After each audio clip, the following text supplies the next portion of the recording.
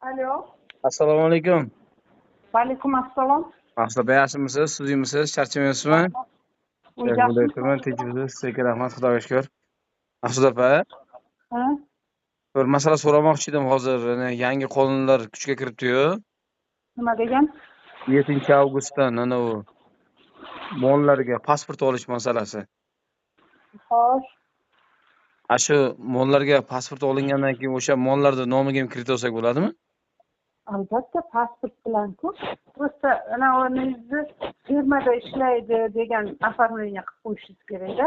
Rasmiy daromadi borlarga beriladi-yu.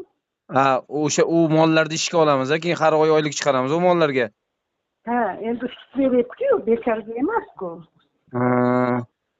O'sha kreditda yozilganda rasmiy daromadi borlarga degan. Ha, erta mol inson ko'rsatilmagan, rasmiy mollar nomlari anaqasida ko'rsatilgan-a? Yo'q. Ha, o'sha O'zbekistonda yashayotgan bo'lsa bo'ldi. Gollandiyadan olib kelgan bo'lsangiz ham o'zbekcha pasport olsangiz bo'ldi. Ha. Ular anaqasi NFC barmoq bosadi-yu, barmoqni o'rniga ular burnini bosadimi shunda? Yo'q, tuyog'ini bosadi. Ha, tuyog'ini bosadi-ya. Shunga hozir kafil qilmoqchi edimda o'zimga, shu o'sha kungi masala bo'yicha. Kafil qilmang, siz asosiy qarzdor qilavering. Ha, asosiy qarzdor qilib, uni nomiga kredit olayni, o'zi asosiy qarzdor bo'lsa-da mol. Ha. Ha, to'g'ri, yaxshi maslahat, yaxshi fikr berdingiz, Mahsuba.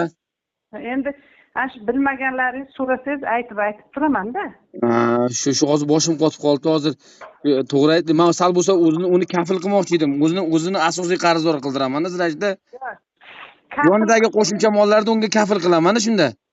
Ha, o'zlariga qilavering, o'zingizni qo'shmang unaqa mollarni ishiga. Ha. Bo'ldi. Katta rahmat yordamingiz uchun.